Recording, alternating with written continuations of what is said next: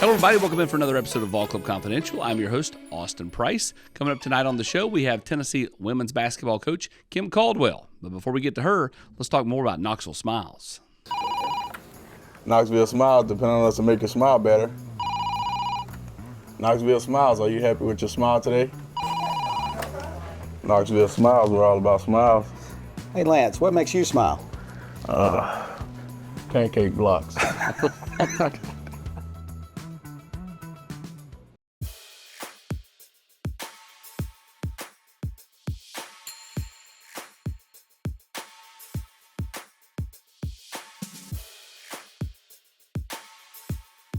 Coach, how are you? Long time no see. I know, right?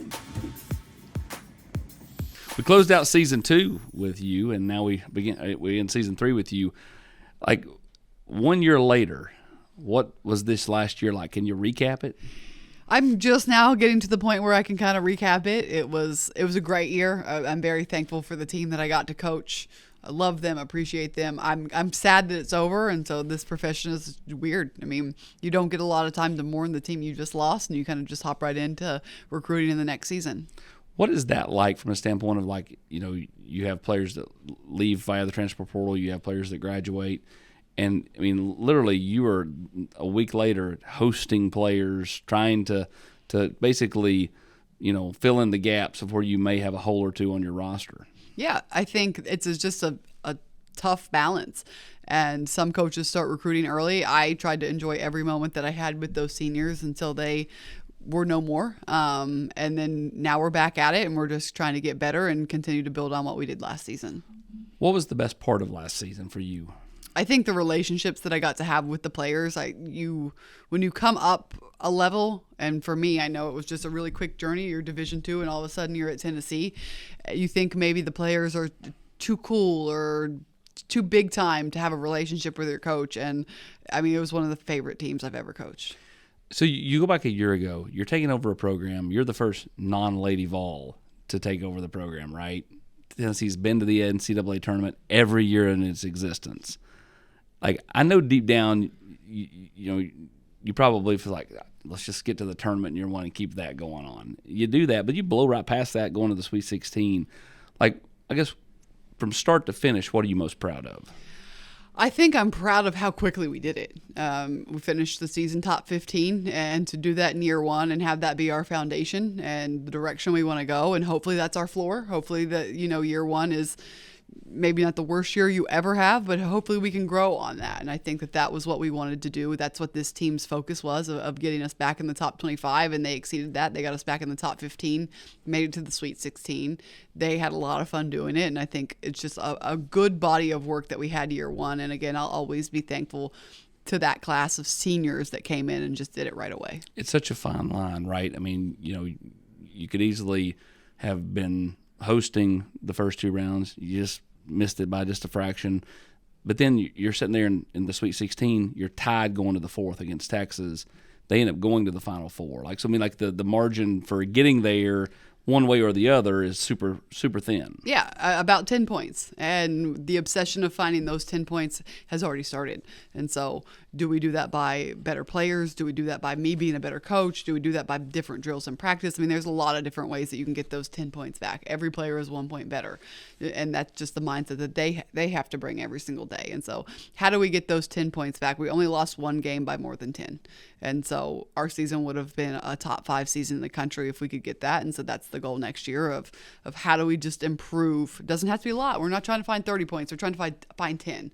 And I think that it worked out the way it was supposed to work out. It was heartbreaking that we didn't get to host. I really wanted to have that opportunity for our fan base, for our players to play in front of their home crowd. But I think God knew what he was doing because we got on the right path to be able to get to the Sweet 16. It really is all about path and matchups. Mm-hmm. I mean, it's as important as anything. I mean, Absolutely. You know, I mean, look at Rick and them.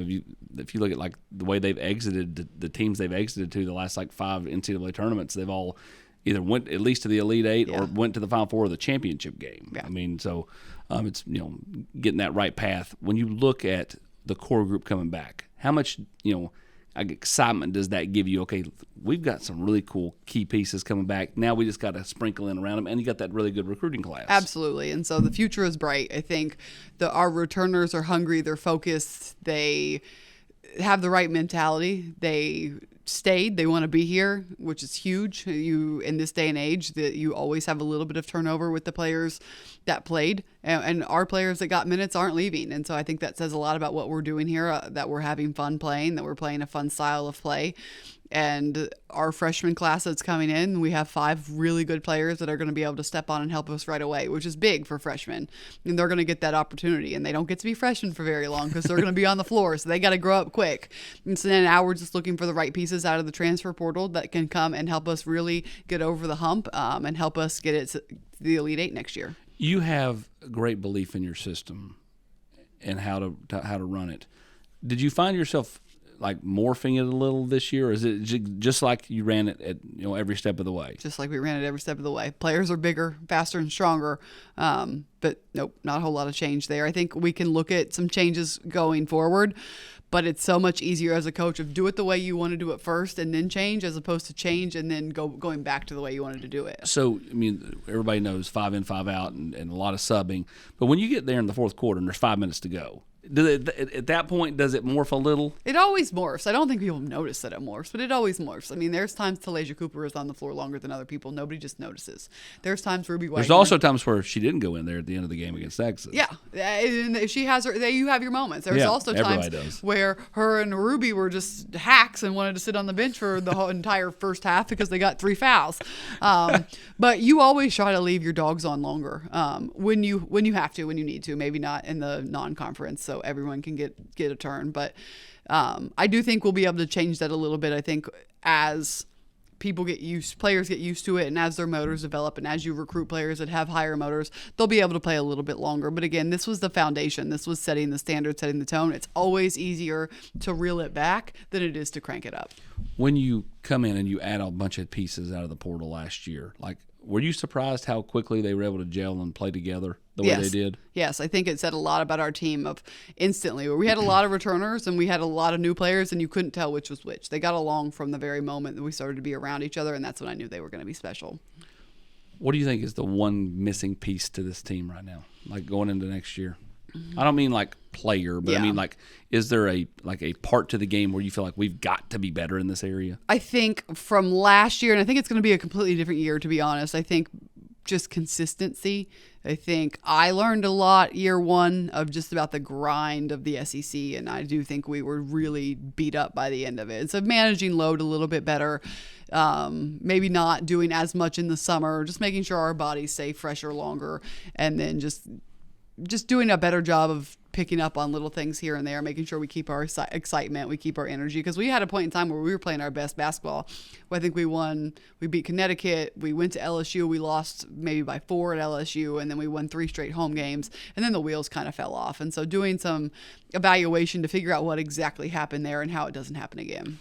Does that you talk about what you do in the summer, but does that also come back to the way you practice in season? Maybe not as hard on certain weeks where you have maybe 2 really tough ones. Yeah, I think mentally and physically we could have done a better job. I think we were really hard on them after Florida, and maybe we shouldn't have. I mean, we won the game. It wasn't pretty. Maybe we won the game. So maybe if you're not as hard on them, then maybe we have a little more juice going into Kentucky, and then we didn't play well at Kentucky, so we were really hard on them there, and then I just don't think we ever really recovered. That was the only game all year where you guys just didn't show up. Mm-hmm. I mean, you go back and you were right there against LSU, South Carolina, and that was a game. South Carolina kind of stretched it out, but then you all fought back in the fourth quarter and showed kind of some competitive toughness. And Connecticut obviously is the biggest win of the year, and they go on to win the national title. When you look back at some of those close games, which goes back to the fine line we were talking about earlier, it's yes, we did really, really well in year one, but we're really close to being even better. Right. And it's two-sided. You can pat yourself on the back for it, or you can be really frustrated by it. For me, I was really frustrated by it because, those 4, 5, 6, 8 points are points I have to find a way to get back. And we weren't able really to do it last year. So we have all summer, again, with our classes that are coming in to figure it out. This program in year one, the reception you got coming out on the floor and and from the former Lady Vols. What's that been like for you? It's been unreal. I think the fan base here is unlike any fan base in the world. I mean, at anything, not college, like at anything, the dedication that Lady Vols fans have for their team, it's unmatched. And I think we finished 5th in the country in attendance. And a goal that we're going to have next year is we need to sell a couple games out.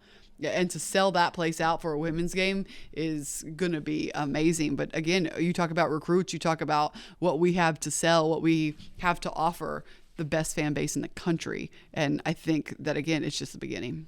Oh, I've been there when it's been sold out. I've been there when those UConn teams rolled in with Pat, and it had some energy this year, like that. It certainly did. That UConn game, you just had the baby at that point. We'll talk more about the baby growing up or coming up. But, like, after the game, I remember telling you, I'm like, it kind of worked out neat because you had that tornado in the area, so they wouldn't let anybody leave the arena. So, like, I know you wanted to go home and be mom, but then you also were able to, because you were stuck at the arena, able to spend time with the fans after what was the biggest win. Yeah, and that was cool. It was really cool how many UConn things I signed. It was like, oh, okay, you switched sides. You're down here now. You're on our end of the tunnel. But no, that was a really cool time. I did want to get home. I thought that they were kidding when they told me I couldn't leave. Well, I always say, like football, like there was a generation of, Brent Hubbs says this all the time, like his kid up until a few years ago, and Eli's now 21, I think, had never really seen Tennessee be good in football because they had that down stretch after Coach Fulmer was fired in 08, basically up until Josh was hired. Lady Vols haven't dropped off like that. Correct. But at the same time, like, the interest in somebody like Paige Beckers or somebody, one of those top players, Caitlin Clark, you lose a generation of kids because they just gravitate towards the flavor of the week player, right? Like, I think that's why you were signing things that were UConn. Probably. Because they're Tennessee kids that came because of they wanted to see Paige Beckers play, and all of a sudden they're like, oh, wow, Tennessee's pretty good. Right, which was great. I mean, there was a point in time in that game where I looked across, and there were probably 7 little girls, and 4 of them had on Connecticut jerseys, 3 of them had on Tennessee jerseys, and I just remember, like, that's what basketball used to be. And so the game really has evolved, and when I was talking to our team going up to the Connecticut game, I asked them what the significance, what it was, and they really needed to be reminded because Kanaya Boyd, I think, was maybe 1 year old the last time that Tennessee beat Connecticut. So the rivalry, they didn't really understand it. And so really just making sure that they knew what we were playing for that day was important. All right. I know what makes you smile. I always ask this as a break. It's that little son of yours. Oh, yep. He'll do it. He's learning how to smile now, too. Is that big? Are we into the Gucci Goo phase and all that? Yeah. We have baby talk, and we try to make him smile as often as we can. All right, more now on Knoxville Smiles. I'm Tennessee basketball player JP Estrella. Let me give you a tour here of the offices at Knoxville Smiles. Dr. Costa is placing implants with a robot, and it's all done digitally. There's no guessing with this since it's all robotic. Dr. Wilco is the newest addition to the office. He loves to research the latest and greatest in technology, so the other doctors go to him for the newest product information and techniques. Dr. Malone is building teeth in the mouth. To him, cosmetic bonding is more like artwork. He does this without cutting your teeth down. It's all about building them up. Guys, we still have a problem. Do y'all have a bigger chair?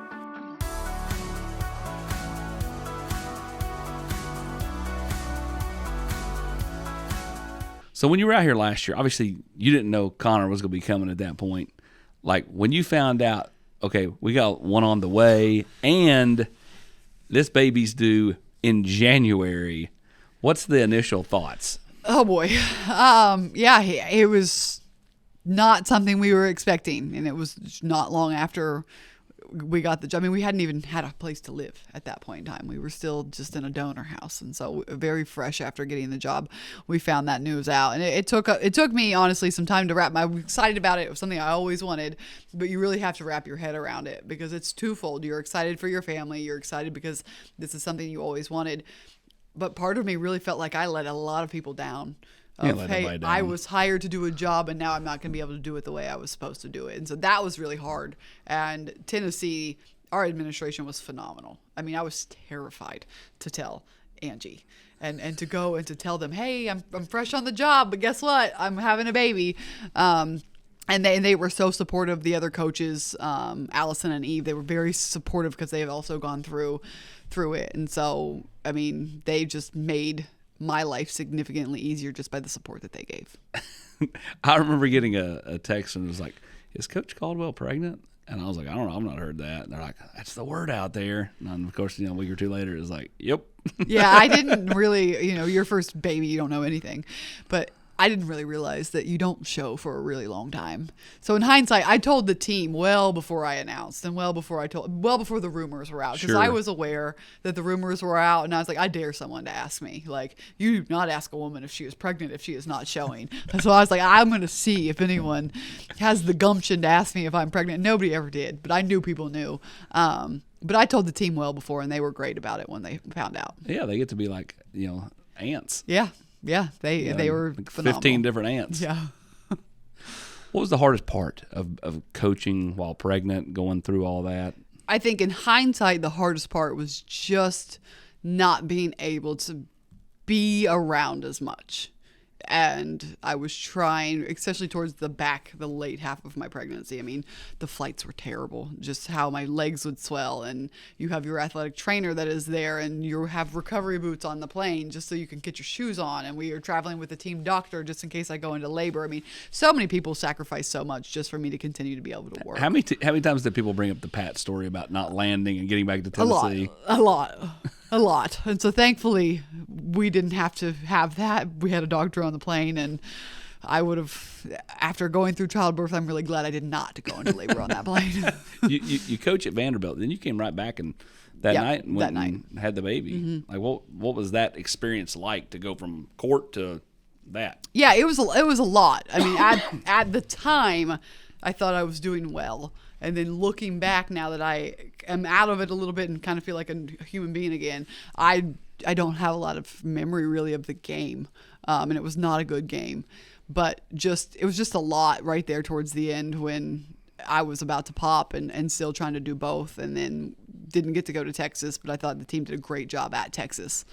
Was your plan not to miss a game? Because I thought, the whole time, like, she is like never going to miss. She's going to have this baby early in the week and then not miss. And then you had the flu during childbirth. Did that knock you out of the Texas game? Yeah, the goal was to, and this is how obsessive and crazy I am, the goal was to have the baby and then go to Texas or wherever we were going to be and coach the game. And so once we found out, I was really going to try to go to Texas and maybe not stand. I know I wasn't really going to be great, but just to be there, be on the bench, be around the team, and not even really announce the pregnancy. I've just kind of continued to go and see how long it took for people to figure out that I had the baby. But I had the flu, and at that point in time, with the flu, I still had thoughts of asking if I could go and meet the team there.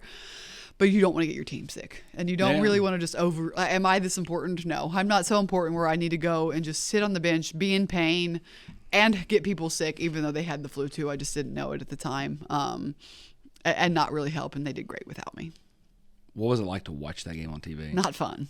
It was not fun. It helped. I do think it helped. I do think I got to sit with my mom and my husband and watch it from a spectator's point of view, which is always very different than when you're watching film clipped up or watching it after the game. You're watching it live. You're yelling at the TV like a fan would. And, I'm arguing with my husband of, like, we teach them this.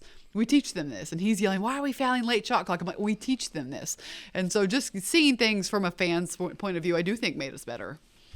When you, did you talk to the team at halftime? Was there any communication at all? Nope. I felt it was best. I talked to them, sent them a message about what was going on. Again, my life has changed, but I am a private person. So being in the spotlight and all of this of having to answer to media at all times is a little bit different. So I did send them a text when I was in the hospital that when Conor had came, because he came pretty quick after the Vanderbilt game. It was early the next morning. He was here.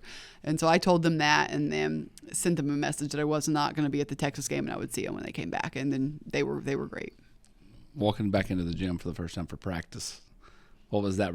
I'm sure they were like, oh, Yeah, I mean, I was in a lot of pain coming back into practice, and bless their hearts. I mean, I probably had to coach in practice and sit for 2.5 weeks, maybe longer. I don't know.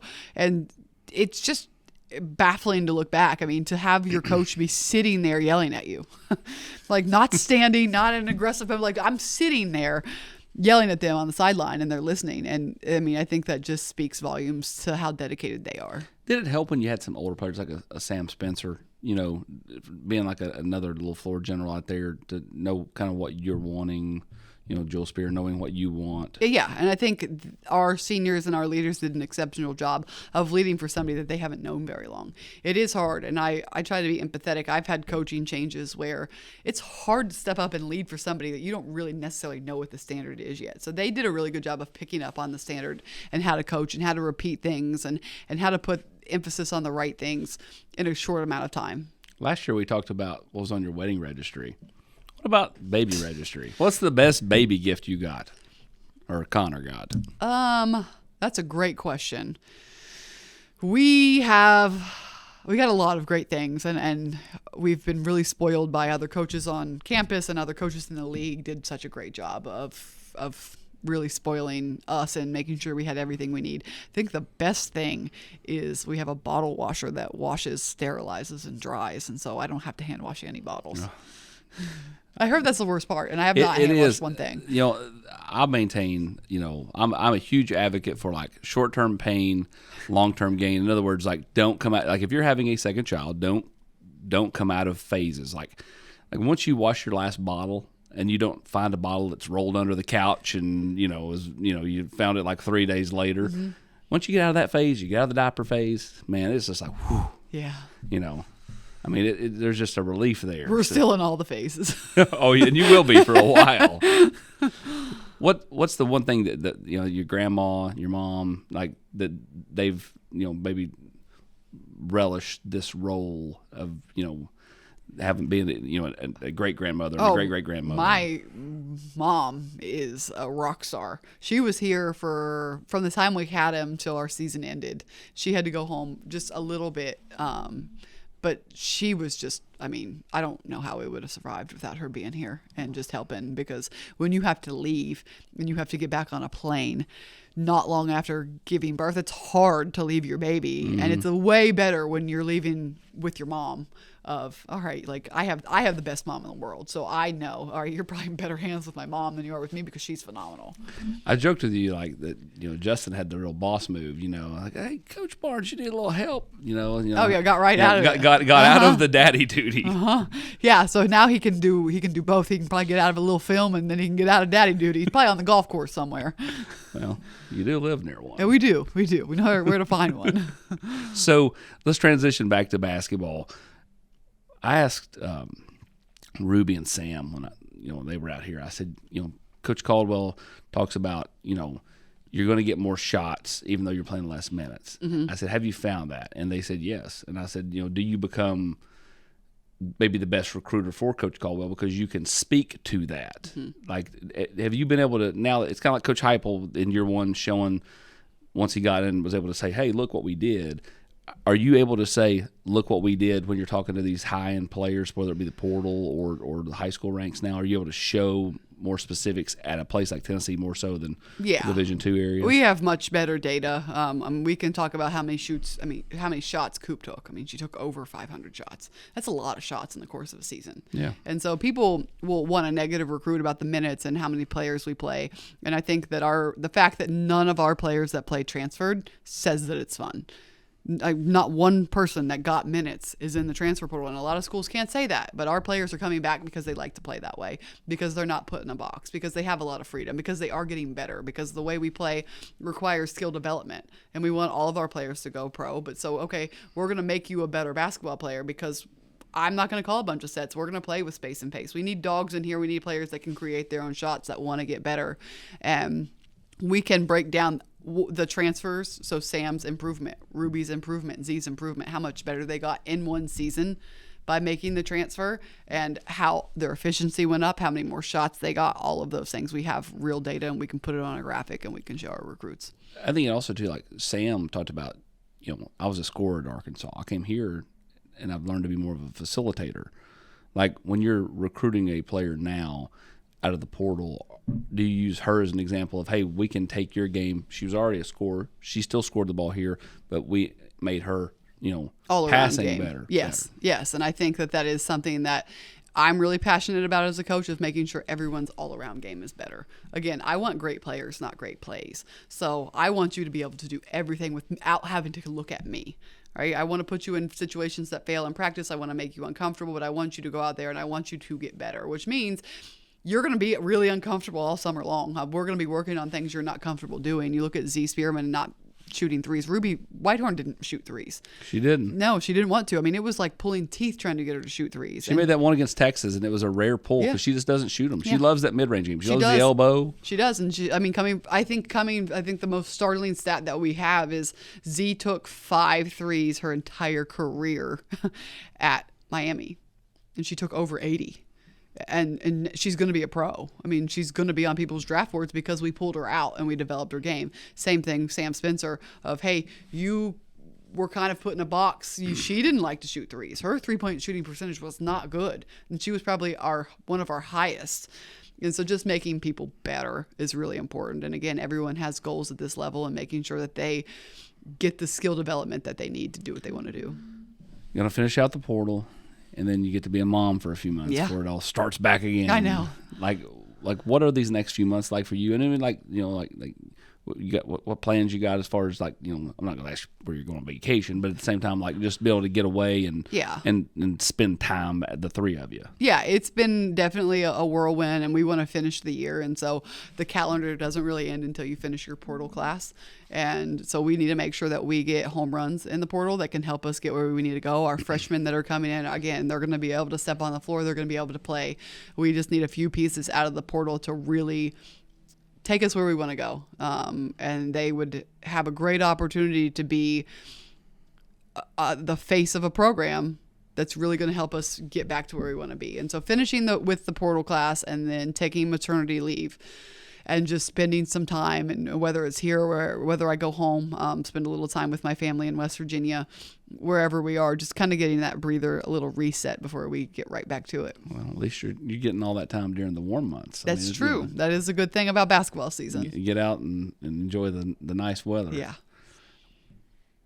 Christmas. Was it different this year? I know that Conor wasn't here yet. Yeah. But was it different when you're an expectant mother and all the new surroundings and stuff? It was different, but it was just knowing that how much different it's going to be next year. Next Christmas is going to be a lot more fun. Yeah, Santa Claus. Yeah, it's an important duty. Yeah, of course. Got the Easter Bunny coming up. This is true. Yeah, the Easter Bunny is fun. It is the coming weekend. What are you embracing most out of that role? Because I mean, you're such a basketball person. You're such a basketball junkie. Like, do you let yourself get into those type of duties? Yeah, I think with parenting, for me, I'm probably the most impatient person on the face of the earth. Like, I don't have patience for anything. And with Conor, I do. And it's just crazy how that part of your brain just changes. And I just have patience with him. And even my husband says it, of you don't have patience with anything, and you are just so relaxed and easy and calm with him, which has just been good for me. God knew I needed that. I have no patience on getting to the top. Nope, let's do it. All right. Well, she's trying to get there as quickly as she can. The Lady Vols had a great start in year one. Coach Caldwell, we appreciate the time. Thank you. Thanks for coming in. Appreciate it.